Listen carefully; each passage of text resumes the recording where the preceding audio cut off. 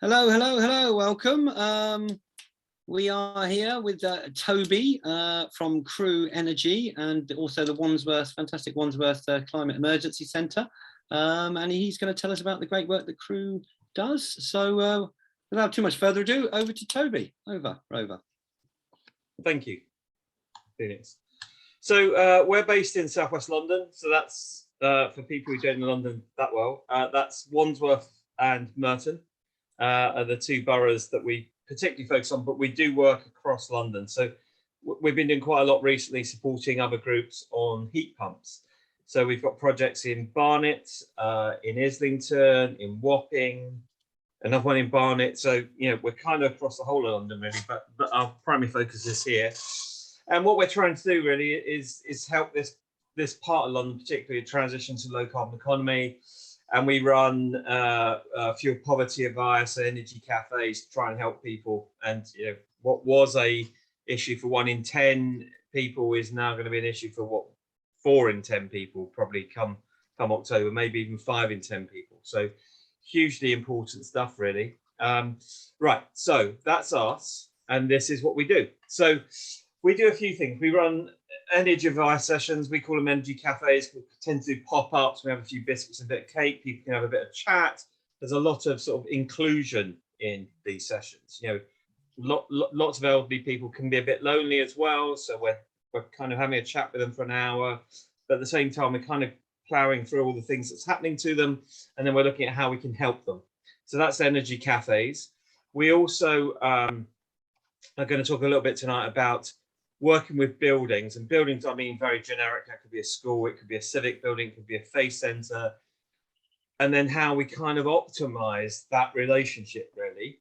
And then we're going to talk a little bit about greening schools and streets in the area that we've done, and then the work we do more broadly with schools. So some lovely pictures here of us at Sacred Hearts in Battersea playing some eco action games. The kids are kind of learning about climate action through playing Twister and Snakes and Ladders and Top Trumps and all that kind of stuff. Brilliant fun.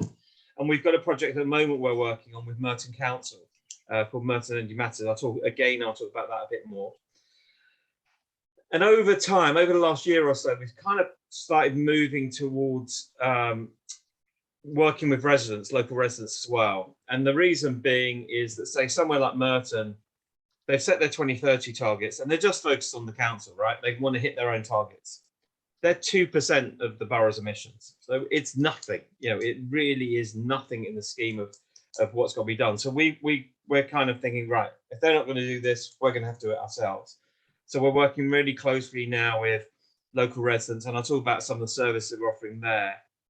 And the other bit we're really keen on, and we've done to a degree so far, but I was in a meeting today with sort of Green Jobs Alliance for the South London Partnership, how we're going to create skills, because there aren't enough people. You know, there aren't any solar installers. There are no heat pump installers in Southwest London. You know, when we did our first heat pump, bloke from right down the A3 in Surrey, sort of Surrey almost going into Hampshire, did our installs for us, because there's no one here. No one has skill sets.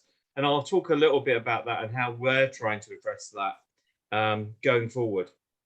So, first up, energy cafes. This is a really, obviously, it's more important now than it's ever been. You know, we're seeing rocketing bills. The latest estimate is the bills are going to rise from 1,900 quid from April to 3,300 for the average householder, which is just, you know, shocking, really. And the government have put a few bits and pieces in place. So, you know, if you're on benefits, you're going to get 650 quid. If you're pensioner, you're going to get, I think, £400. So kind of stuff can add up, but it's still nowhere near the increase we're seeing. So it's going to be really, really difficult.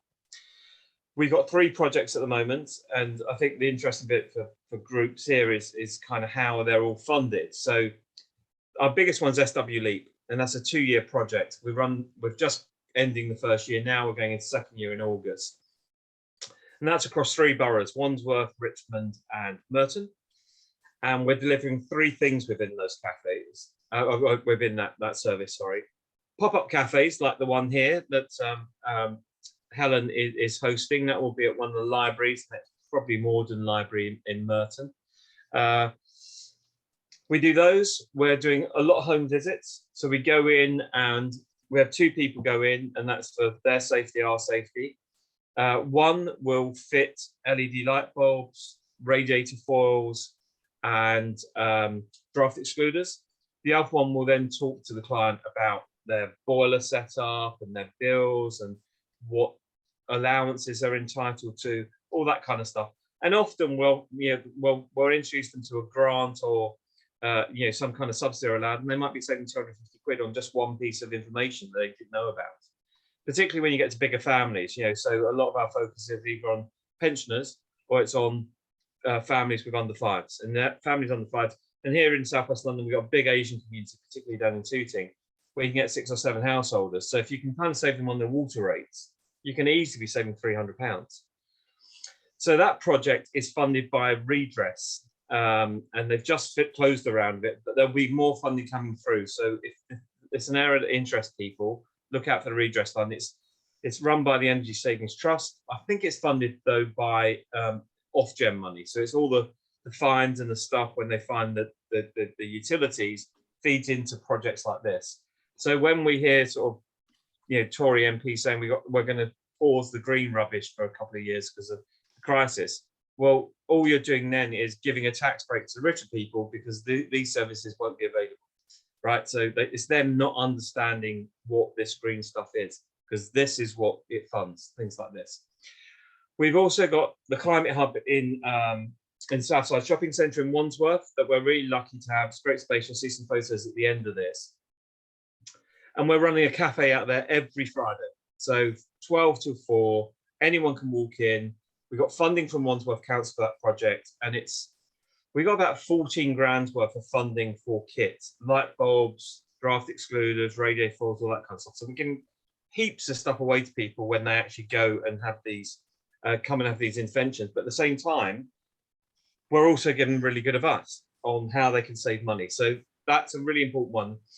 And it's interesting that increasingly people are getting digitally excluded, right? So we have in Wandsworth, we have a magazine called Brightside. It used to drop on people's doormats until about 2 months ago.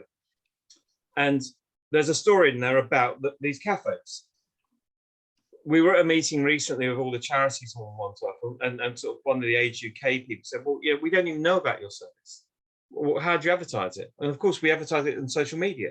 So they don't see this. So having something that happens every single week in the same place is really important, because then they know it's there, and then they can tell their friends and they can tell their neighbours, and they can come in and they can get advice. So we're looking at how we address that. And I think it's going to be flyers in libraries and Age UK handing out leaflets to people, doing letter drops in those kind of areas so that people know the service is available. And then the third one, which I touched on the first slide, is Merton Energy Matters. And this is a much bigger project, actually, encompassing more things. So we're working with the CSE, Centre for Sustainable Energy, based down in Bristol.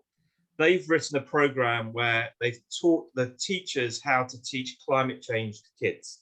So they're doing that part of it, and the teachers are doing the teaching, and the CSE are kind of making sure that's all working well, and they produce a whole load of material, which I have copies of. So if anyone wants some of that stuff, we can share it with everybody. And then what we're doing, we're going into the schools in each school once this summer and then once in September to offer energy advice to the parents. And we're putting out our Eco Action games. You saw the pictures in the last slide. So the kids can play for 10, 20 minutes while parents can sit down, have a little bit of a chat, have a cup of tea, have a biscuit, and we can talk them through. So really, really good stuff and really important. And just funding wise, there's pockets of money all over the place for this stuff. The council's a great source of funding for this. They know it's a massive issue.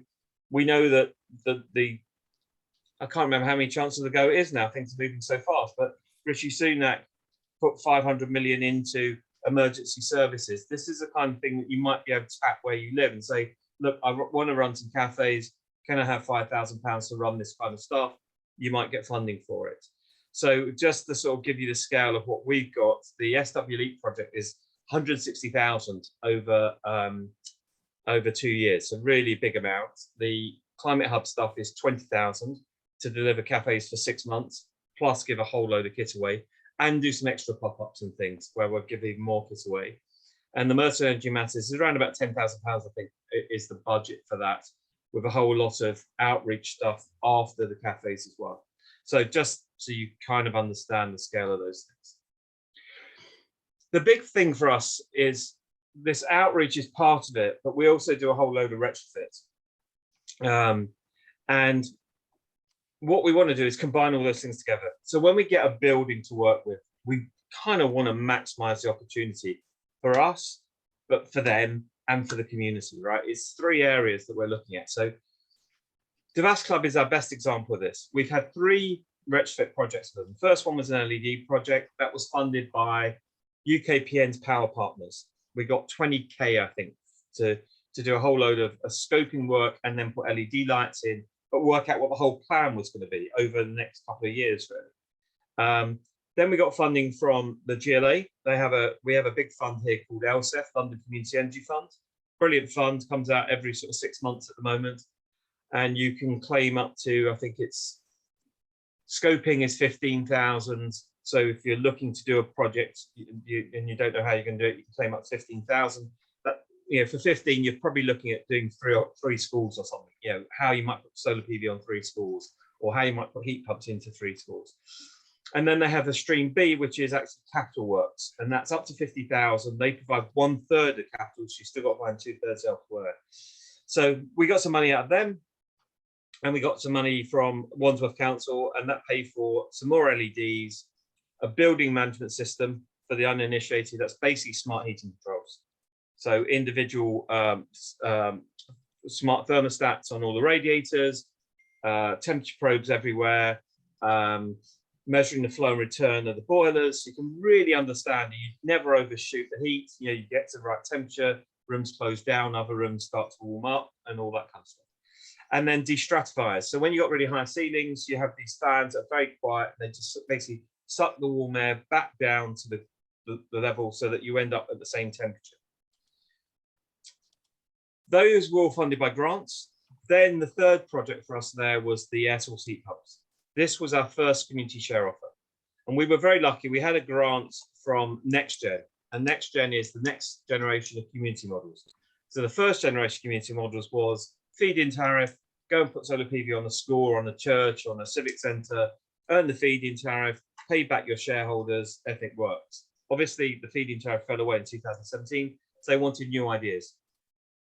Ours was focused on heat pumps and what could be done around heat. So we raised 50,000 to install 4 heat pumps on this building. You can see 2 of them there with Keith, the engineer. And we will be paying back 3% per annum starting tomorrow. I've got to do my interest payments tomorrow, so I'll set up all the bank details today. And then we start 2 years in, we start paying back the capital to people. So over sort of an 18-year cycle, they'll all get their money back plus interest. And we get RHR on that one because there was still the RHR for commercials at the time. And we also get a small payment from the club as well. So that's that bit. Then we started talking to the staff. We trained up the staff how to use the kit, but we also talked about their own lifestyles. So we're trying to do some education with them, and also the tenants are engaged there. So this building is a youth centre, but on the top floor, they've got offices for social enterprise. So we did some work with them as well. You can see we played some eco action games with the kids. Just last week, the owner said, would you do an air source heat pump open day where we'll show up on our heat pumps, they can hear how quiet they are, they can talk to us about how they work, and you can do a presentation. So we're going to be doing that in September, and we'll be running some energy cafes out there as well. So once you get a building like this, you kind of want to do everything you can. You want to make sure that the building is as sustainable as it can be within the budgets that you can get hold of. You want to make sure that everybody in that building is on point and on message and understanding what can be done and what they can take home with them and do this. You want to also bring the local community in. So this is a really good example. Devas actually is very much aimed at kids who are struggling. It's got a big BAME community, as you can see it in the picture here. The local area is incredibly wealthy, so they don't really engage with local communities. So this air source open day, air source heat pump open day, will be really important. It'd be the first time actually people who live right next door to the site will actually go in there and see what it's all about, realize what a brilliant building it is and what fantastic facilities, because it's not just about the kids. They have inclusion lunches on a Friday for the elderly, but that's what we want to do. We want to really get everybody involved and really excited about these spaces and about the technology that's going into these spaces. So big part for us that, and when we're installing, so I've got this new keyboard and I'm just terrible at using it. This is incredible, Toby. Thank you so much. It's packed. Thank you. Yeah. So, and then we've got a domestic offering now because we wanted to start doing this thing. So we've offered a home carbon audit, and we're offering things like thermal imaging, technology advice. We're sort of modelling people's roofs for them, and we're building financial models. So how quickly would LED lights pay back? How quickly would solar pay back? How quickly would heat pumps pay back? So people can kind of start understanding. And obviously at these prices, these things are paying back so quickly. So it's a really good way of incentivizing people to make the right decisions. And we've got some technologies you might not have heard of. We've got a heat transfer solution, Hydromix, and it transfers heat 37% better than water. So that's going in this particular photo, this thermal imaging, that lady hit there on the first floor. She's got Hydromix in her property, but she also wanted me to thermal image the whole building so I could see where they were losing heat. As you can see, the downstairs doors are terrible. The upstairs windows are pretty good. So, you know, it gave them a good idea. We've just got some funding as well from Wandsworth Council to run workshops on technologies like this at the Climate Hub. And that will be focused on the able to pay residential market, but more importantly on the businesses in the area, because businesses are way behind on all this stuff. So we're going to have sort of heat pump days and solar days and smart heating control days, so they can come in, we'll have a big old seminar and they'll understand how to do this stuff. And it's all free because it's funded by the council. The other big thing about this is the easiest place to start skill creation, right? Things like becoming a domestic energy assessor and retrofit assessor, because now it's all online because of COVID, thankfully, these courses used to be really expensive when they're residential. They're now quite cheap. So you can basically get someone to become a domestic energy assessor, retrofit assessor, about £1,300, £1,400. So a really good start. So we can start bringing young people through, giving them an education, giving them some opportunities. And what we know is that there's 27 million buildings in the country that all have to be assessed. That's just the domestic ones, not including the commercial ones, which are another, I think, 6.5 million buildings. So in Wandsworth alone, we have 150,000 properties. In Merton, there's another 90. In Richmond, there's another 90. In southwest London, there's a whole corridor. There's 900,000 properties. They will have to be assessed 3 or 4 times between now and 2050. There aren't enough assessors. So this is a brilliant area to start the skills. You know, everyone wants to start with learning how to be solar PV installers, but actually this is easier and it's smaller, but it's so needed. And there is a good living for people to make from these retrofit assessment works. And then you train them up to be retrofit coordinators so they can actually then coordinate bigger projects. So really, really important. The next one we've got into is green walls on schools, because it rhymes like Dr. Zeus, so I kind of love it. And Merton Garden Streets is another project. The reason we did this was people love trees, right? I sat in a meeting when it dawned on me. I was part of the Merton Council writing their climate emergency plan. They were very inclusive, had a big old stakeholder event. 12 of us went along, we went for 6-8 months, I think it was, to help them write their plan. When we came to volunteering, I put up my hand for buildings and energy because it's what I do, and one other person did. When it came to green walls or greening the borough, all 15 people put up their hands. Everyone wants to do this.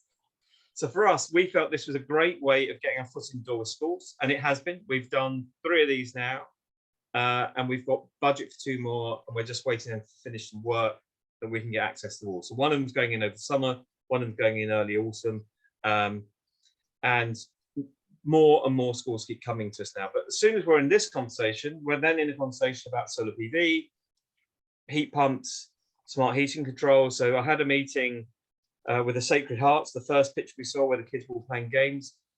We've installed solar PV on theirs, and he said, I'm not understanding this, can you come in? I went, yeah, I came in, I explained everything to him. So what can I do next? You know, we've done that, we've done the LED lights, what we do? And we went through the smart heating controls, so they're going to do that next. And it all stems from doing projects like this. So I think it's really important. And the project on the other side, we donated 500 quid to a smaller community group that wants to green their streets, basically by planting around the trees and doing those kind of things. And for us, it was brilliant because Merton Council kind of kept us arm's length to that point, had to suddenly start putting our logo on all this information going out across the borough. The 56 streets had this happen to them. So, this went out across, all 80,000 properties, really. So fantastic way for us to kind of permeate through. And that's the big problem. People don't know who we are. So actually 500 quid on something like this is much better than spending money on flyers and stuff, because it's positive, but it's also much broader scope. And then this is the hub. This is our new shiny, lovely hub. So this is the first one with lots of people standing up. That's shot as you're coming into it. And this was our very first event. And I think you might be able to see Phoenix in there somewhere. He's definitely there. Where's Wally? There he is. It was great. We had, I think, 7 or 8 groups from across the borough, and Wandsworth is a fairly big borough. So we have people from down in Tooting, we have people from Battersea, we had people from Putney, we have people from Salford. So the whole of the borough was represented at this event. And I think it was about 35 of us, which was great for our first showing and brilliant. And then the next one is, when you've got a space like this, obviously, you can use it for lots of things. So part of our SW League project, we have budget to train up people to be energy advisors. And the lovely thing about this photo is 5 or 6 of these people are our volunteers who were all learning to train. But we did an event just before this, so like 5:30 to 6:30 before this started, with the councillors. So 5 councillors came along just to talk about the service. 3 of them stayed through the whole event and had the training as well, which was amazing for us. So it's great to be able to use that space for this kind of stuff, in the evenings, whenever. Amazing. So that's what we do. And just sort of showing you how this stuff kind of, it's really hard work initially. I've been cracking on at this for 5 years, I reckon. 2017 was our first project. We did LED lights. And it's been hard. And then all of a sudden, we've had a change of council in Wandsworth after 44 years. We've now got Labour Council. And before even the council have even started talking, it's panicked the staff at the council to engage with us. So I had a meeting last week with the head of schools, and they said, we've got all this money from public sector decarbonisation. We want to do some work. Can you help us? Can you help us do that? The other thing is, this will probably cover 10, 15 schools, but there's 70 schools in the borough. So can you help us find funding to do other projects? Now, previously, this was all so arm's length. We actually said we had a project where we're going to put solar PV on 10 schools. We've ended up doing the Catholic schools because the council can't get involved. And the other 7 schools, they sent a note saying, we're about to do something. We heard that you're talking to these people. Don't talk to them because we might give you free stuff. Now, all of a sudden, that's all changed and we're being engaged, which is going to be amazing. So we're seeing that. Merton Council finally breaking down. I've got a meeting with the head councillor for climate action tomorrow, and she's asking what we can do with them. Prior to that, we'd written a plan for them, we've built models for them, we've explained how to do stuff, and said, look, if you're not going to do it, we want to do it. And they just said no. Now they're engaging with us. So it just takes a lot of hard work, but when it happens, it's going to be big. And we're looking now at taking things like ESG finance from some of the big property developers in the area. And Wandsworth is the largest building site in Europe, with I think happening at 9 Elms. All the embassies are being built. The American embassy's there, Kuwaiti embassy, the Australian embassies. All so there's an enormous amount of money swelling in. We're very lucky where we are from that perspective. But all these councils across the country all have a carbon charge. So if you don't, when they're building anything new, they're not getting to that level, they charge a carbon charge, a life cycle carbon charge, and that goes into community funds. Legally, 10% of that money has to come through to community groups. Most of the councils are pretty rubbish at collecting this money, and they're even worse at communicating with groups like us that they've got the cash. So hassle your local council and say, what's happening to your CIL money, community infrastructure levy money? Go and ask them. Go and find out why. Make yourself the biggest pain in their ass, because eventually they're giving them start giving cash. Yeah, and that's how you do it. Really, it's a slog, and it's a lot of knowledge. But you know, there's groups like us, and London's easy, right? Because there's 9 million of us all living on top of each other. So you know, word travels fast. But you know, call me up. You want to ask questions? Feel free. You know, we're mentoring 3 or 4 groups at the moment, trying to get them up the curve, and we're very happy to help other people. So any questions you have, just ask away. You know, Phoenix will share my email. Yeah, that's it really. Wow, absolutely. That's just packed full of incredible, useful information. I'm really glad we've recorded. That's really inspiring, Toby. Thank you for your massive amount of hard work over the last 5 years, and uphill for quite a while. Glad to hear it's starting to go our way. Is there any questions from the group? I've got a few popping up there. Helen, over, please. Just that last bit you were saying about the community infrastructure levy. Yeah. You said something about councils charge people. I got a bit lost. Yeah, so essentially it was something that a carbon thing, and then I want the right word. So it's to do with building standards, and you know, there's the minimum level, and there's a level the council can set themselves. And if you don't meet that level, they will charge you a fee. Historically, that was about £60 a tonne life cycle. Yeah. What's it called? Yeah, it's called the Community Infrastructure Levy, CIL. Because I thought you said carbon before, and then I'm a bit... No, so community infrastructure level. I might have done it if I did. Yeah, levy. So it's sort of on the carbon of the building. It's a basic carbon offset fund. So you're offsetting the carbon that you should have put into the building. Okay, you're going to pay for it anyway. And then what happens with that money typically is it goes into projects that the council will do, but the regulations are that they should be siphoned 10% off of community projects. That's certainly a case within London. So you know, we've got the Wandsworth Local Fund, we've got the Merton Neighbourhood Fund, there's the Islington Community Fund, there's the Camden Community Fund. We've now got Haringey and Hounslow have just started their own funds. So we're seeing these pop up everywhere now. So you've just got to get in your council's ear and just be annoying to them for about a year, and then you'll start to see these funds come through. Brilliant. We thought it was about building relationships. It's also about getting in there and being persistent. It is, and annoying. I mean, you don't want to be a mosquito, you know. Just keep buzzing away in their ear. Yeah. Okay. I've got one question for you. One of the group thinks that they've got some other questions. Are you actually an installer, Toby, CrewEnergy? Do you install? No, we're not yet. And there's one area I didn't cover actually, which is about the heat pump stuff. So we have electricians that we work with for say things like LED lights. We have solar installers we work with. So how we make our money typically is we'll go and source funding, grant funding, you know, donations, whatever it might be. We'll go and sort that bit out for the client. So we'll scope a building, we'll say, look, this is going to cost 30, 50, 70,000, whatever it might cost. And then we'll say, we'll go away and find that money for you. And we might find it in phases, you know, we might find 20k this time, 20k next time, 30k next time. So we do that. And then we charge somewhere between 10 and 15% on those projects. And it depends on the complexity of project and technologies. Like if it's a heat pump, they're really bloody difficult. So you're going to charge more than like 15. It's an LED project, they're really easy, you charge 10%. So we make money there. Sometimes we'll make money from referrals. So if we're referring a client to, like a domestic client, for instance, to a solar PV company, they might give us £200 for referring. And the client will know that, you know, we're upfront about those kind of referrals.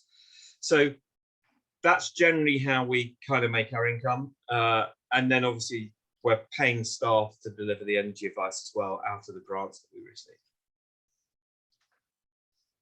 Awesome, absolutely. So, Toby, are you a business then, rather than a charity? No, we're not. We're a community benefit society. So we are a not-for-profit. We're asset locked, just like a charity. The only reason we're not a charity is because of that first example I gave of the air source heat pumps. We can act like a co-op. So we're essentially a hybrid of a charity and a co-op. We can't be a co-op because we don't benefit. The broader community benefits from our actions rather than us benefiting from our actions. So that allows us to raise money through community share offers. So there is a debate at the moment internally, but we just don't have the bandwidth and staff to manage this, to turn the outreach stuff into a pure charity. So we'd have Crew Community for the energy cafes and all that. And then we would have CrewEnergy being the community benefit society. So we're not for profit. People will get paid for what they do. Great. But say with our fees, what we do is 85% of fees might go to the team to pay them, but 15% has to go into the pot to help pay for the energy advice stuff. So the more successful we are on the commercial stuff, and I use commercial lightly, we're not really doing a lot with commercial companies. We tend to work with third sector organizations. We'd like to, and I think we will migrate into that space because they'll make decisions quicker and they'll sort out their own funding, so it'll be an easier gig for us, really. But yeah, the important bit is 15% is always funneled back in for core costs, and that pays for kit, light bulbs to hand out, pays for whatever we're doing, events, all those kind of things, tea, biscuits, cakes for our cafes, that kind of stuff. So it's really important that we're successful on this side because it means we can do a whole lot more on that side. Thanks. Helen? Yeah, just on a personal level. Yeah. Every time I hear the word air source heat pump, I want to run and scream because I actually got one. And it was so bad. I didn't sleep for 2 years because it was so noisy. It was badly installed. It was the wrong system. I then got into being an activist, if you like, and spoke to a few people who knew about them. And when I said what the system was, they told me it was the wrong system. But to me, it screams at, it is so easy to get someone who is a charlatan, a cowboy. Yeah. And I had the choice of either having it lifted up the side of the house because I had an extension built, or scrapping, and I scrapped it, and it broke my heart in a way. I bet. Yeah, no, look, they're common things. Yeah, we've heard stories about where people have, say, multiple heat pumps, and they put them one behind each other. So the cold air from this one is blowing into this one, that's blowing into this one. Yeah, rather than side by side, so they all get a natural flow of air. Just ludicrous things, and when they make a lot of noise, it's because they've been poorly installed. Yeah. So the latest heat pumps are around about 50 decibels, which is the same as your gas boiler. The only difference is one's outside, one's inside the house. I'd rather have 50 decibels outside my house than inside. But don't they go all night? Heat pumps will run longer, but they won't run all night. They'll run. So typically you'll have a ramp up period. So you might. It was overnight, so they didn't freeze. They kept. You do have that defrost cycle. That's when you have a lot of moisture. So when you get like something like a hoarfrost, you have to defrost them. So they go into defrost cycle, and that's done with a heat. Typically now they're done with heating coils, to do that, or they can be done with heating coils. So if you can have a night setting, so it just melt with a heating coil. But that's only when you have a lot of moisture in the atmosphere. So generally when you have really cold weather, you have very dry weather, right? So that's why it's cold. You have bright blue skies. So it's not often. It tends to be when you get a change from having fairly muggy kind of, mild weather to going cold, you get these hoarfrosts, and that's when these heat pumps can struggle. I'd love to believe that there could be better, but I honestly would woken up every half hour all night long. Honestly, they should not make that much noise. Well, if it's any, it's probably no consolation, Helen, but I had one installed last year, so I've had a year now of it running, and I can't hear it. I have to go out and look to see the blade spinning round to know whether it's on or not. Yeah. I mean, it's probably two things: badly installed, and they've probably improved. But how old is yours, Helen? I got it done in 2012. Oh yeah, I mean, wow, yeah. And I had it removed in about. It'll be much smaller as well now. 16, yeah. Yeah, much better refrigerants. Massively more efficient now as well, aren't they? Yeah. Okay, so I suppose all of these technologies do improve with time, like the old video has changed. It was one of those. I was an early adopter of solar panels, and I was so impressed Pioneer. that someone said we're doing these heat pumps. It was like, yeah, I'll have it. Well, good on you, Helen, for being an early adopter. I should have been. But they are better. But if you just take your example, go back to 2012, solar panels would have been 200 watts a panel. They're now 400 watts a panel. Same size, but double the efficiency. That's just what happens over time. Yeah. I got a couple of questions there. One was, so it's really important. I know the government's talking about phasing out gas boilers and the ground source, air source, heat pumps. Lots of things people can do in their own home. I want to come to fuel poverty next, but we need to scale this up. Basically, you're saying there's not enough people yet training in all of these new things, from whether it's assessing in the home or fitting the new devices or whatever.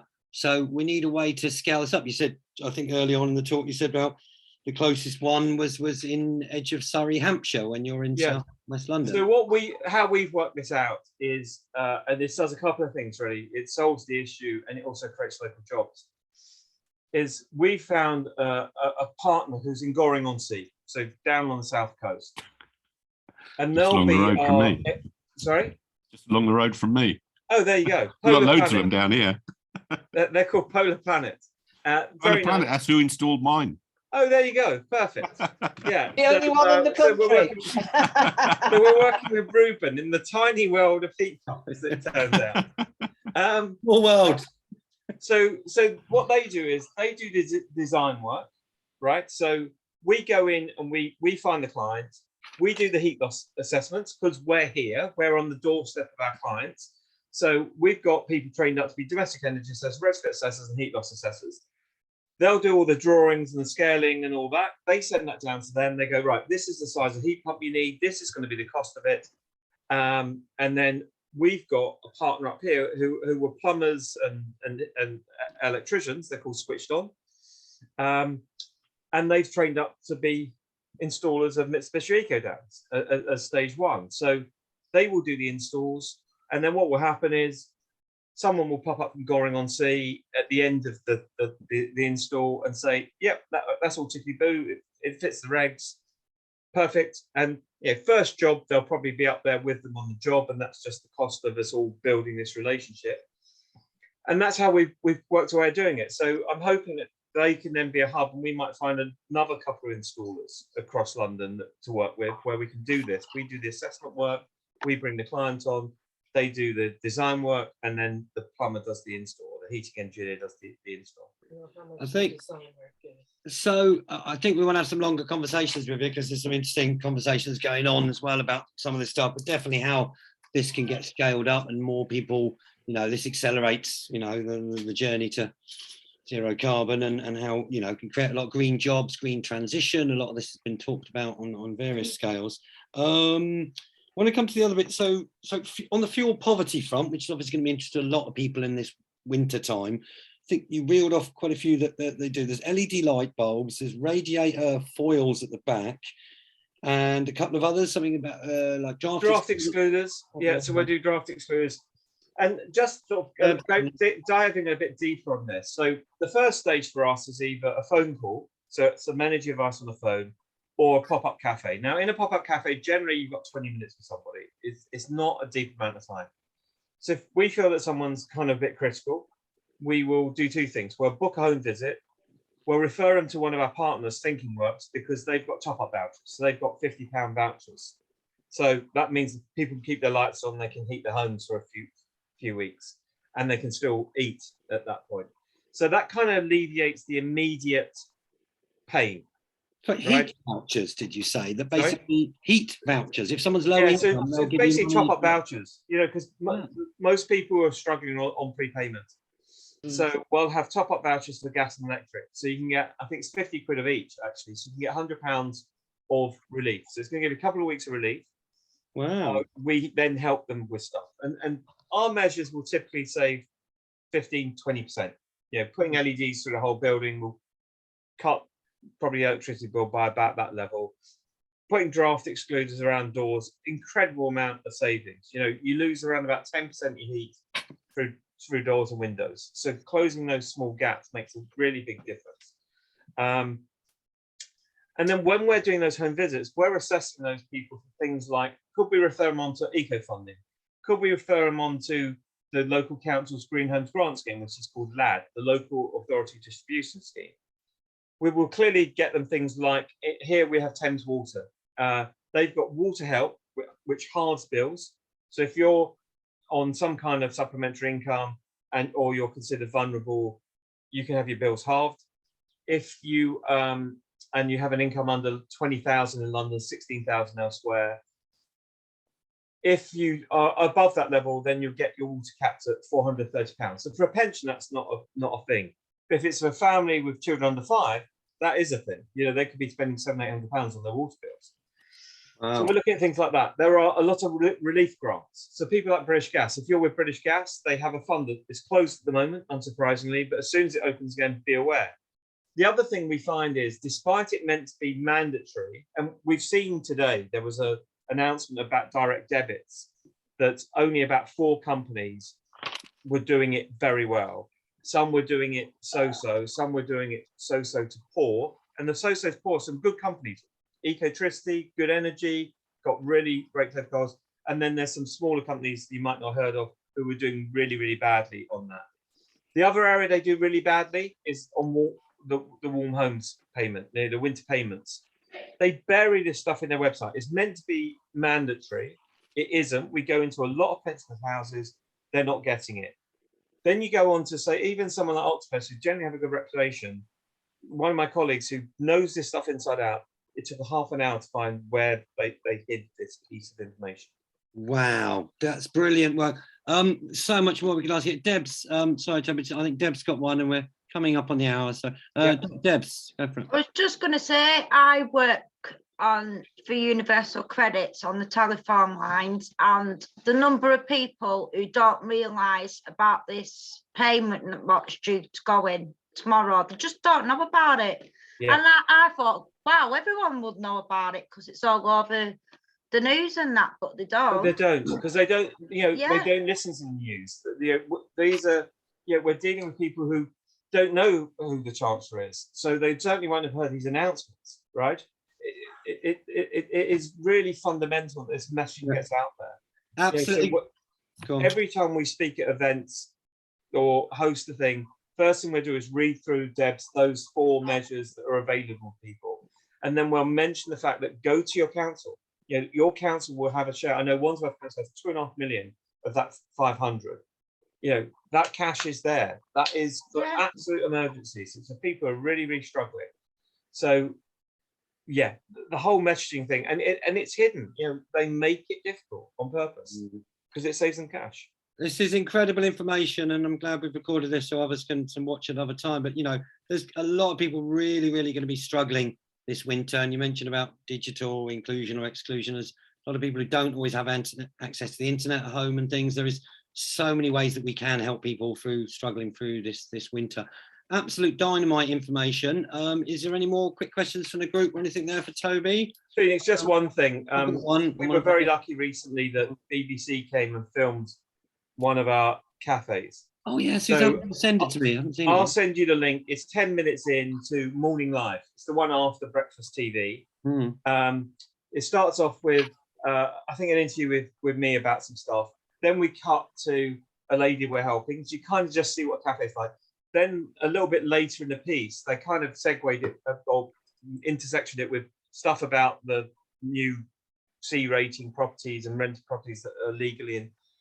Then they go on one of our home visits. You can see what home visit looks like. So I think it's a very useful little 5-10 minutes of this is what this stuff is like. So I'll send you a link to that. Please post it on the main Telegram chat. I will do that too. Send you a Yes. link afterwards. That'd be really good. I've got a quick question for Helen. Was the Eco Action game? It would be lovely to know what that is, or send us a link about it so we can. Yeah, they're really bloody expensive. And I'd say if it, like it was like £600-700. We were lucky to get grant funding for it, but actually the one that everyone wants to play is the Snakes and Ladders, and that's the photo op. So just get the Snakes and Ladders for like 150 quid, 200 quid. Just get that one. That's all you need, really. We've never played the bingo. Oh, my brother's a bingo caller. He'd love that one. Well, he's more than welcome to have a copy if he wants. We've got 2 or 3 of them, I think. So he can do eco bingo. Send a link maybe to the main chat as well. I really think educating schools and getting in their young's good. Over to Helen. Yeah. Just on the snakes and ladders, we're actually planning on doing our own sort of thing at a big festival. It's called Unity Day. So we're actually using big sheet and drawing it ourselves, but getting some bright ideas how to even draw it would be quite good. So I will take a photo for you. I'll be looking. I did screenshot your picture, so I'll be having a right good look at that. I'll try and do one a bit better, so it's a bit of a close up, so you can see, or do several photos, and I'll put it on Telegram. Yeah. And the other thing was, I'm in Leeds. We're trying to get a city centre hub, and we're failing miserably because it's quite vibrant, and the places we were hoping to get, they've already got offers on and whatever. But we have got already 4 hubs in areas, you know, sort of districts of Leeds, and we've got another 4 coming online. Amazing. So every quarter they have a sort of program meeting for a day, and I'm sure they would love you to come and talk to them. So yeah, happy to. I will. Can we have your how to get hold of you? Yeah. I'll put it in the chat now. Mm-hmm. All right, guys, absolutely packed with info. I think we've got to have a one-to-one chat with you, Toby, because you've opened up a world of possibilities there that we need to share with more people and things. There you go, that's me. Thank you, Doug. All right, so guys, shall we do checkouts? And I suppose just to say from my end, thank you very, very much for coming, Toby. This is recorded. We will push it out, network it. You can get a copy. It'll be on the YouTube in a bit.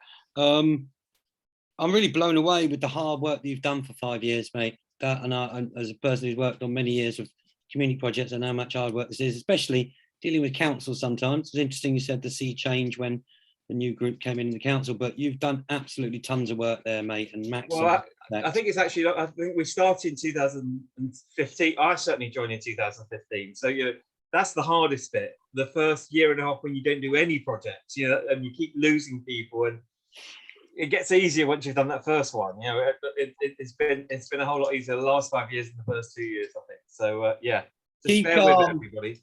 Keep calm and carry on networking is one of the reasons. Exactly. And you've just got to be relentless. Keep going. We are changing the world, never doubt. One networking text item at a time, or whatever the word is. Okay, my checkout is thank you very much for coming. I've really enjoyed that. I've learned a lot. Very informative. And we'll have another chat one-to-one later, and let's try and get some funds into these things and around the rest of the network. I'm sure other groups around the network would love to book you to come and talk, present, or whatever it is. I shall pass over to Debs for checkouts. Yeah, thanks, Toby. That was really interesting. My internet were a bit dodgy. That's why I got kicked out, I think. And Helen, I always think you're in a shoe shop. I don't know why. I know. I'm curious. I'm curious. Rosa Clark. I sell African arts and crafts. What are them? Oh, cool. Right. Fertility dolls and stuff. Yeah. All sorts of elephants. Oh, I'm not coming there. I've already got 5 kids. Lovely. Yeah, I'll pass to you then, Ellen, in your novelty shop. Well, the fertility dolls can't work because I haven't got any.